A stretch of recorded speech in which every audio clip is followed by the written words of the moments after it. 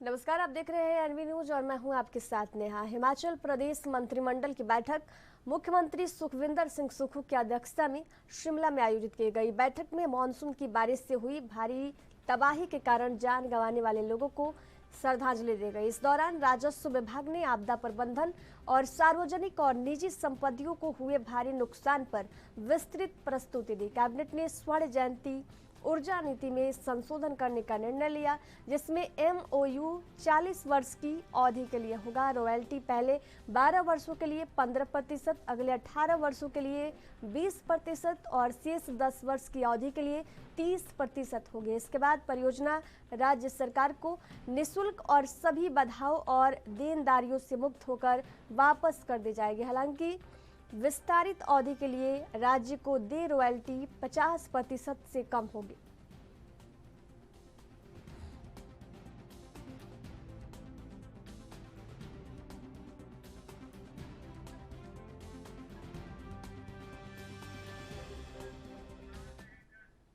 CM Sukhvinder Singh Sukhu की अध्यक्षता में आज आयोजित प्रदेश मंत्रिमंडल की बैठक में बरसात के इस मौसम में राज्य में भारी बारिश के कारण हुई जान माल की व्यापक क्षति पर दुख व्यक्त किया गया। इस दौरान उद्योग मंत्री हर्षवर्धन चौहान ने कहा कि इस आपदा में काल का ग्रास बने लोगों को श्रद्धांजलि दी गई। राजस्व विभाग ने आपदा प्रबंधन और सार्वजनिक एवं निजी संपत्ति को हुए नुकसान पर एक विस्तृत प्रस्तुति भी दी।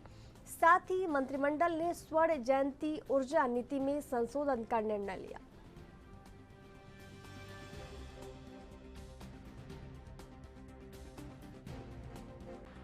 की बैठक श्री सुखविंदर सिंह सुक्खू जी माननीय मुख्यमंत्री जी की अध्यक्षता में हुई है, जिसमें बहुत सारे अहम फैसले लिए गए हैं। सबसे पहले तो विभाग ने एक प्रेजेंटेशन जो हिमाचल प्रदेश में आपदा आई है, बाहर राहत कार्य हैं, उस पर एक प्रेजेंटेशन दी है और विस्तृत रूप से डिटेल में कि हिमाचल प्रदेश में अभी तक जो है 8,100 करोड़ रुपए का जो नुकसान है वो कल तक जो है उसको आंका गया है। और हिमाचल प्रदेश में अभी तक जो डेथ्स हुई हैं वो कोई 346 डेथ्स हुई हैं, 38 लोग मिसिंग है और 9,930 जो है पोल्ट्री लाइव स्टॉक पोल्ट्री के जो है वो डेथ्स हुई हैं। लाइव स्टॉक्स की खास वो उसमें जो है 6,088 हुई है और जो हाउसेस डैमेज हुए हैं पार्शली और कम्प्लीटली वो 2200 के करीब जो है वो घर हैं। और जो ये फुली डैमेज है, ये पार्शली डैमेज है, ये इस पर विस्तृत रूप से किया और मुख्यमंत्री जी को प्रेजेंटेशन की गई है और डिटेल में जो है चर्चा हुई है। एक सबसे बड़ा जो फैसला आज कैबिनेट में लिया गया है वो जैसे केंद्रीय मदद को लेकर हिमाचल की सियासत एक बार फिर से गर्मा गई। वही इसको लेकर राजस्व मंत्री जगत सिंह नेगी का बड़ा बयान सामने आया। उन्होंने कहा कि जितनी मदद होनी चाहिए थी वे नहीं मिली। जेपी नड्डा ने 200 करोड़ जारी होने की बात कही थी, लेकिन अभी तक नहीं मिला। उन्होंने कहा कि प्रदेश में बरसात से 346 लोगों की मौत हुई है, 331 लोग घायल हुए हैं और 38 लोग अभी भी लापता हैं। उन्होंने कहा कि आपदा से 10,000 करोड़ से ज्यादा का नुकसान हुआ है।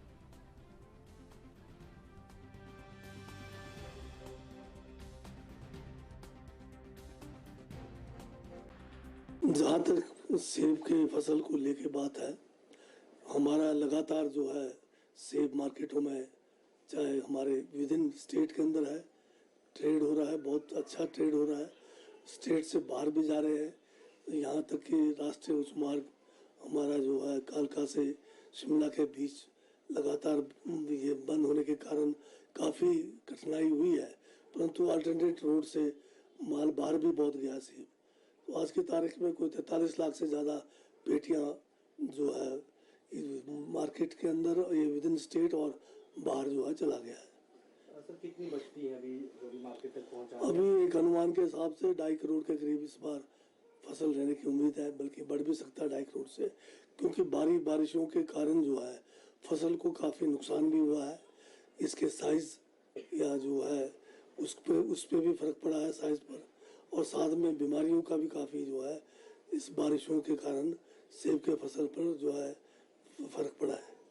सर, जो नई व्यवस्था इस बार की गई है केजी के हिसाब से, ये भी कुछ बीच में सूचना आएगी जो हिमाचल में कुछ जो लगानी है तो मार्केट यार्ड्स में जाएंगे, तो मार्केट यार्ड्स में आड़तियों को रखने के लिए जो सेब का कारोबार कर रहे हैं उनके लिए जगह नहीं है।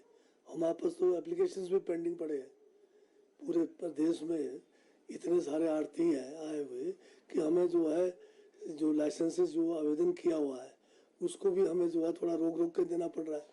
ये 2-4 जो लोग भाग रहे हैं ये वो लोग भी हैं उनमें जो डिफॉल्टर्स हैं, जिन्होंने 2-2, 3-3 साल से बागवानों के जो है पैसे नहीं दिए हुए। बागवानों ने इन पे विश्वास जताकर कईयों ने तो जो है लिखित पढ़त भी नहीं किया हुआ है। और आज जो है कई नेता प्रतिपक्ष जयराम ठाकुर ने कहा कि राज्य सरकार कह रही है कि आपदा पर राजनीति नहीं होनी चाहिए, लेकिन यह बात उनके आचरण में कहीं दिखाई नहीं दे रही है। केंद्र सरकार हिमाचल की हर प्रकार से मदद कर रहा है और राज्य सरकार कह रही है कि केंद्र कोई मदद नहीं कर रहा है। राज्य सरकार बताए कि केंद्र की तरफ से क्या सहयोग मिला है, उन्हें बताना चाहिए। उन्होंने आपदा प्रभावितों के लिए आखिर क्या किया।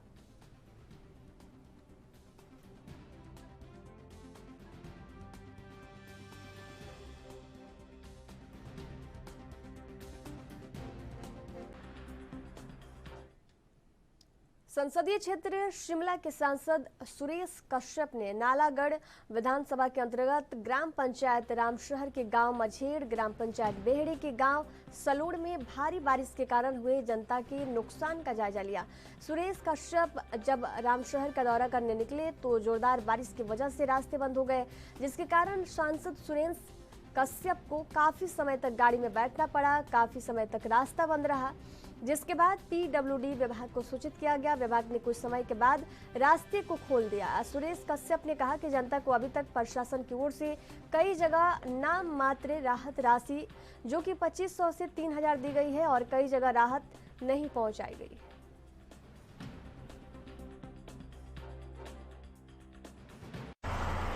अभी आज नालागढ़ क्षेत्र के दौरे पर मैं आया था। अभी हम लोग रामशहर जा रहे थे, लेकिन आगे रास्ता ब्लॉक हो गया है। एक पुलिया के पास ही जो ऊपर से भारी मात्रा में लैंडस्लाइड हो गया और अभी जितना पानी का जो फ्लो देख रहे हैं उसके हिसाब से स्थिति बहुत भयानक जैसी लग रही है। पूरे क्षेत्र में बहुत भारी बारिश हो रही है। ऐसा मालूम पड़ रहा है कि कहीं ऊपर पहाड़ के ऊपर शायद बादल फटने की घटना हुई है। अभी हम सड़क के ऊपर ही हैं और आगे का रास्ता भी बंद है और शायद पीछे का रास्ता भी बंद हो गया। बीच में हम लोग फंसे हैं, लेकिन प्रयास है। अभी एक्शन पीडब्ल्यूडी को बोला है, लेकिन अभी क्योंकि बहुत तेज़ बारिश हो रही है, जैसे ही थोड़ा सा बारिश में कमी आएगी तो हम आगे बढ़ेंगे। लेकिन इस समय अगर हम देखें तो बहुत तेज़ बारिश यहाँ पर हो रही है और मैं समझता हूँ आज का जो दिन है, आज का दिन जो काफ़ी जिस प्रकार की भारी बारिश की चेतावनी दी गई थी, उस हिसाब से मुझे लगता है कि ये आज ऐसा ही पूरा दिन रहने वाला है। और जिस जगह अभी हमें है इसका नाम, यहाँ का नाम भी आम पानी है। तो आम पानी में खूब ज़्यादा पानी हो गया इस समय, जिसके कारण जो है अभी हम यहाँ रुके हैं। जैसे ही थोड़ी बारिश कम होती है तो हम आगे जाएंगे। आज हमारे दिन भर के अनेक कार्यक्रम, अनेक घरों का हमने विजिट करना था, अनेक लोगों से मिलना था, लेकिन अभी वर्तमान की स्थिति तो यही है कि जिला ऊना के थाना क्षेत्र गगरेट में पुलिस और वन विभाग ने अलग अलग स्थानों पर अवैध रूप से लाई जा रही लकड़ियों से भरी गाड़ियों को पकड़ा। जानकारी के अनुसार पुलिस कांगड़ा और ऊना पुलिस की संयुक्त टीम ने 2 दिन अभियान चलाकर इस बड़ी कार्रवाई को अंजाम दिया। पुलिस ने हर उस रास्ते पर नाकाबंदी की जो रास्ते पंजाब से जुड़ते हैं। आपको बता दें कि सुबह करीब 3 बजे गाड़ियों के आने का सिलसिला शुरू हुआ, जो कि शिवबाड़ी में पुलिस ने नाके के दौरान पहले 10 गाड़ियों पर शिकंजा कसा और उसके बाद रास्ते में भी खड़ी गाड़ियों को पकड़ा। डीजीपी संजय कुडू ने बताया कि जिला दिशा निर्देशानुसार जिला में 6 जगह पर नाके लगाए गए थे और उसी को लेकर अलग अलग टीमें गठित की गई और रात को इस कार्रवाई को अंजाम दिया गया।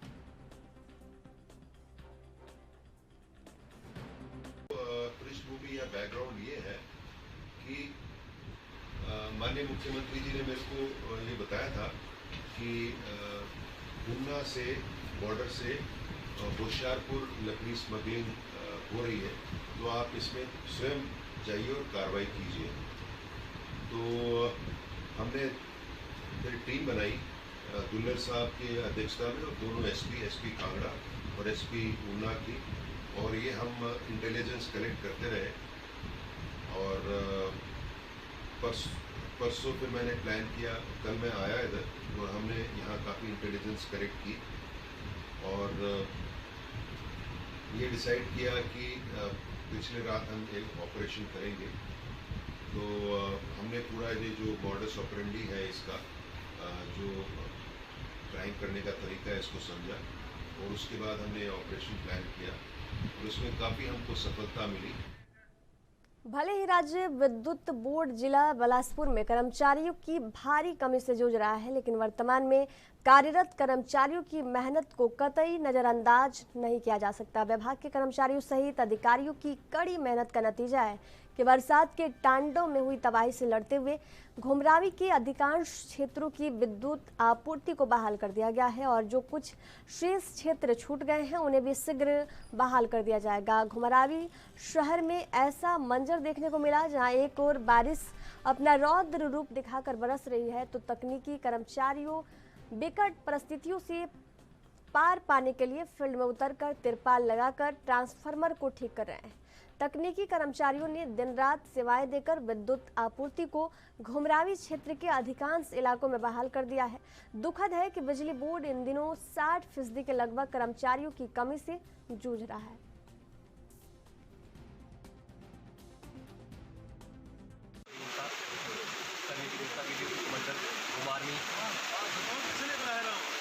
हमारा जो ट्रांसफार्मर था ट्रबल कर गया था, इसमें दिक्कत थी, जो एलटी साइड की दूसरी रॉड थी उसमें कोई दिक्कत आ गई थी। उसकी वजह से हमने कल रात से हमारे स्टाफ जो है कंटिन्यू 6 बजे 5 बजे से कंटिन्यू लगा हुआ है और एलटी रॉड को दूसरे ट्रांसफार्मर की एलटी रॉड जो है वो वहाँ से निकाल के लाए थे। रात को ये काम हो नहीं पाया, 10 बजे तक हमारे बल्कि स्टाफ जो लगा रहा और सुबह निरंतर 6 बजे से हमारा स्टाफ दोबारा काम में निरंतर रुक के लगा हुआ है। और उपभोक्ताओं से अपील है कि थोड़ा नया लग सकता है, मतलब 1-1.5 घंटा और लग सकता है। ऑयल इसमें ऑयल चेंज किया जाएगा, ऑयल रिप्लेस किया जाएगा, उसके बाद सप्लाई जो है 2000 रुपये से चला दी जाएगी। तो लगभग 4 बजे के करीब मुझे फ़ोन आया कि ट्रांसफार्मर में थोड़ी आग लग गई है। तो जैसे हम यहाँ मौके पर पहुँचे तो ट्रांसफार्मर में आग लगी थी और हमने पाया कि ट्रांसफार्मर में जो है कुछ टेक्निकल फॉल्ट जो है इंटरनल प्रॉब्लम आ गई है। तो मैंने अपने साथी कर्मचारियों को बुलाया और जो भी इसकी जांच पड़ताल की तो पाया कि ट्रांसफार्मर ये बंद हो गया है। तो हमने शाम को जितना हमारे से हो सकता था उतना सप्लाई इधर उधर से चला दी, लेकिन सुबह हम लगभग 6 बजे से अभी काम कर रहे हैं। विपरीत परिस्थिति में जैसा कि आप देख सकते हैं बारिश अभी कंटिन्यू चली हुई है, फिर भी मेरा स्टाफ जो है मेरे साथ 6 बजे से लगा हुआ है। और अभी भी हालांकि हम जनता की मजबूरी को समझ रहे हैं, परेशानी उनको हो रही है, लेकिन फिर भी जो है मेरी टीम काम निरंतर अभी तक कर रही है और थोड़ी देर में ही कुछ टाइम में हम सप्लाई को जो है सुचारू रूप से चला देंगे। जिला बिलासपुर के ऊंची पहाड़ी पर स्थित माता श्री नैना देवी के मंदिर में आज सुबह से ही झमाझम बारिश का शुरू हो गया। हालांकि इसके बावजूद श्रद्धालुओं के उत्साह में किसी प्रकार की कमी नहीं है। श्रावण अष्टमी का मेला का आज छठा नवरात्रा है और श्रद्धालु लगातार माता जी के दर्शनों के लिए नवरात्र पूजन के लिए माता के दरबार में पहुंच रहे हैं। पंजाब, हिमाचल, हरियाणा, दिल्ली और अन्य प्रदेशों से श्रद्धालु के पहुंचने का क्रम लगातार जारी है। जैसे कि मौसम विभाग ने बताया था कि हिमाचल में पहाड़ी इलाकों में बारिश का दौर शुरू होगा, जिसके चलते श्री नैना देवी की गत रात से ही बारिश शुरू हो गई थी। हालांकि सुबह सुबह बहुत तेज बारिश यहां पर हुई है, लेकिन श्रद्धालु भी भारी संख्या में माता के दरबार में लगातार हाजिरी लगाने के लिए पहुंच रहे हैं।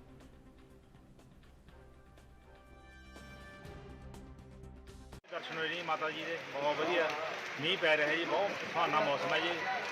साडा जिला बरनाला जी, पिंड हैगा धनौला जी। जय माता दी। दर्शन हो जी माता जी के बहुत वधिया मीह पै रहा है जी, बहुत सुहाना मौसम है जी। साडा जिला बरनाला जी, पिंड हैगा धनौला जी। जय माता दी।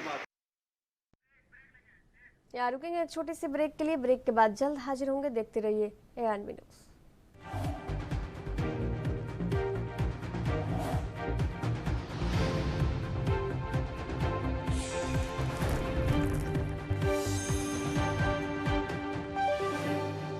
ब्रेक के बाद एक बार फिर से आप सभी का स्वागत है। बढ़ेंगे अगली खबर की ओर।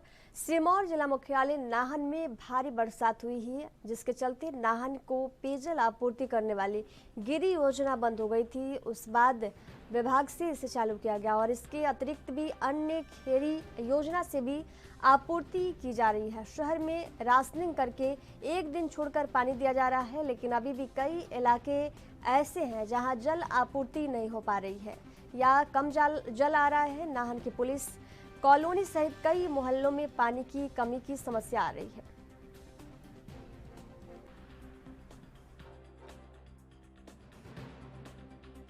जो पुलिस कॉलोनी में रहते हैं एससी IPS साहब से मिलने आए हुए, क्योंकि हमें एक महीने से लगभग पानी बिल्कुल भी नहीं आ रहा है। खाने पीने के लिए भी हमें बाजार से पानी लाना पड़ रहा है।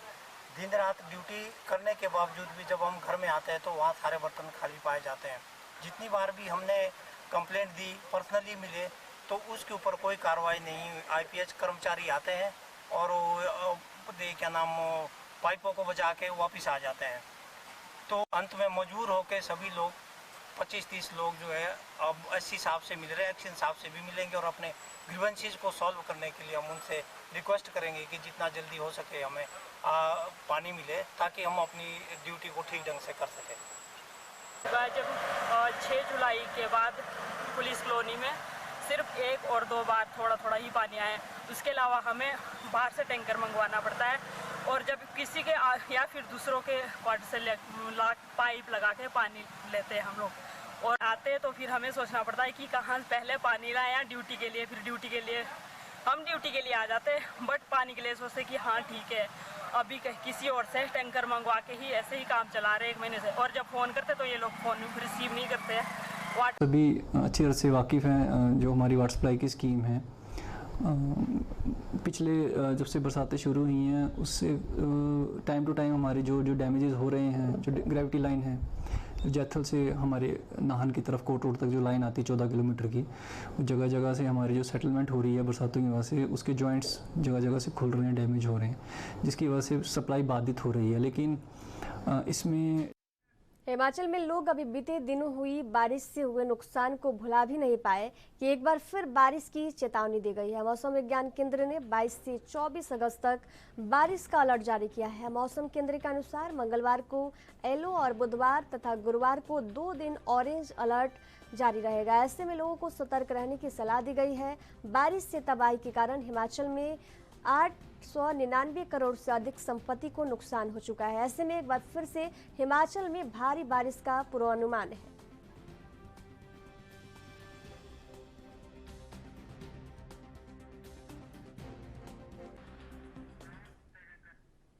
सिरमौर जिला के सांगड़ा प्रखंड के करीब 6 माह से खाली चल रहे बीडीओ के पद पर 2022 के HPAS अधिकारी चिराग शर्मा ने कार्यभार ग्रहण कर लिया है। मंगलवार को अपने विभाग कर्मचारियों अथवा स्टाफ के साथ पहली मीटिंग में उन्होंने क्षेत्र में लंबित विकास कार्यों और बाढ़ से हुए नुकसान जैसे विषयों पर चर्चा की। वहीं मीडिया से अनौपचारिक बातचीत में चिराग ने कहा कि दूरदराज के गाँव से आने वाले लोगों को काम अविलंब निपटाना, सरकार की कल्याणकारी योजनाएं जल्द लाभार्थियों तक पहुंचाना और लंबित कार्य तय अवधि में पूरे करना उनकी प्राथमिकता रहेगी।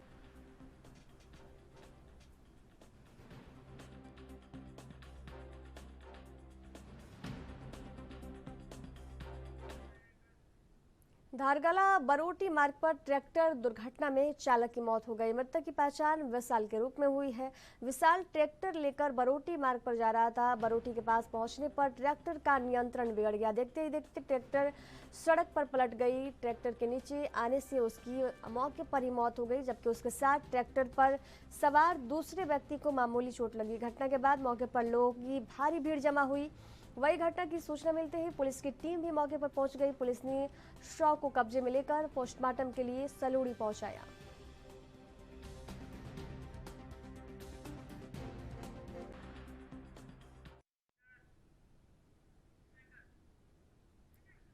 और बढ़ेंगे अगली खबर की ओर। यूपी में नए और युवा मतदाताओं को बीजेपी की नीति और नियत के बारे में जागरूक करने के लिए बीजेपी ने वोटर चेतना कार्यक्रम का आयोजन किया। अभियान के बारे में पार्टी पदाधिकारियों को प्रशिक्षण देने के लिए लखनऊ स्थित बीजेपी प्रदेश मुख्यालय पर कार्यशाला का आयोजन हुआ।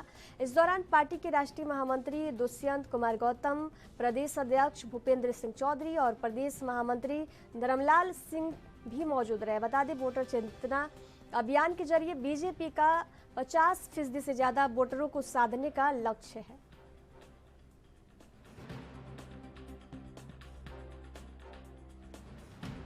वोटर चेतना अभियान महाअभियान तय किया है, उसकी रूपरेखा आज सब लोग जिले के लोग बुलाए हैं, जिलों के उसकी रूपरेखा बनाएंगे। केंद्र की ओर से भारतीय जनता पार्टी के राष्ट्रीय महामंत्री दुष्यंत गौतम जी की मौजूदगी में इस कार्यक्रम की रूपरेखा रचना, किस प्रकार से हम लोग अधिक से अधिक लोगों से अपना संपर्क बना सकें, चाहे अलग अलग सामाजिक वर्ग के लोग हों, वोटर हों, इस प्रकार की रूपरेखा है। और बाकी मार्गदर्शन के लिए दुष्यंत गौतम जी आ रहे हैं, उनकी उपस्थिति में जैसी केंद्र की अपेक्षा है। भारतीय जनता पार्टी का एक एक कार्यकर्ता, जिसमें चुने हुए प्रतिनिधि नगर निगम से लेकर और ऊपर सांसद तक सभी लोग नए मतदाता बनाना और बनाकर फिर उनको अपना बनाना, और अपना बनाने के साथ साथ 2024 तक मतदान केंद्र तक पहुंचाकर भारतीय कमल के फूल पे मोहर लगाने का विराट अभियान है, जिसको अब हम आज से चालू कर रहे हैं। सभी प्रांतों में चलने वाला है। लोकसभा चुनाव को देखते हुए भारतीय जनता पार्टी नए वोटरों को जोड़ने के लिए आज वोटर चेतना महाअभियान की शुरुआत करने जा रही है। और ये कहा जा सकता है कि लगातार जो वोटर हैं उसको कहीं ना कहीं, जो नए वोटर हैं उनको जोड़ने के लिए प्रयास भारतीय जनता पार्टी, इसको लेकर कार्यशाला का आयोजन किया गया। इस वक्त हम भारतीय जनता पार्टी प्रदेश मुख्यालय पे और तस्वीरें देख सकते हैं कि यहाँ पर भारी संख्या में जो भारतीय जनता पार्टी के पदाधिकारी हैं, प्रदेश पदाधिकारी हैं, क्षेत्रीय उपाध्यक्ष हैं, क्षेत्रीय प्रभारी है, क्षेत्रीय मतदाता प्रमुख हैं, जिला अध्यक्ष है, जिला प्रभारी है, जिला मतदाता प्रमुख इसमें कहीं ना कहीं शामिल है। और साफ तौर पे कहा जा सकता है कि जो नए वोटर्स हैं उनको कहीं ना कहीं साधने की कोशिश की जाएगी। और साफ तौर पे कहा जाए 50% वोट बैंक से ही भाजपा 80 सीटों पर पहुंचने का लक्ष्य रखेगी। और साथ ही साथ भाजपा हो, आरएसएस हो, उनकी विचारधाराओं से जुड़ने के लिए लगातार वोटों को कोशिश। हमारे साथ विजय बहादुर पाठक जी हैं। सर, अभियान की महाअभियान शुरुआत होने जा रही है, क्या लक्ष्य होगा इस जो अभियान के माध्यम से? देखिए, मतदाता बनाने का ये अभियान है। निर्वाचन आयोग इसको शुरू करता है। निर्वाचन आयोग का जो कार्यक्रम है, उस कार्यक्रम के साथ बीजेपी अपने को साथ संबद्ध कर रही है। निर्वाचन आयोग सभी राजनीतिक दलों से अपील करता है कि वो इस अभियान में सहभागी बने। हमने अपनी जिम्मेदारी को महसूस किया और इस अभियान में हम भी जुड़े, हमारे लोग भी जुड़े। उसके लिए कैसे जुड़ना है, क्या अभियान है? प्रदेश महामंत्री है प्रियंका रावत जी। मैम, क्या कहना चाहेंगे आज इस अभियान के माध्यम, क्या उद्देश्य है इसका जो कार्यशाला हो? देखिए, हम लोग भारतीय जनता पार्टी के कार्यकर्ता हैं। लगातार हम लोग अपनी योजनाओं को लेकर अपने जनता के बीच में लगातार पहुंचने का हम लोग कार्य करते रहते हैं। उनके बीच में केंद्र की और प्रदेश सरकार की योजनाओं को लेकर जनता के बीच में पहुंचने का हम लोग संगठन की दृष्टि से हम लोग आगे बढ़ते रहते हैं। संगठन के हमारे बड़े से वरिष्ठ जन और हमारे कार्यकर्ता लगातार जनता के बीच में जाते हैं।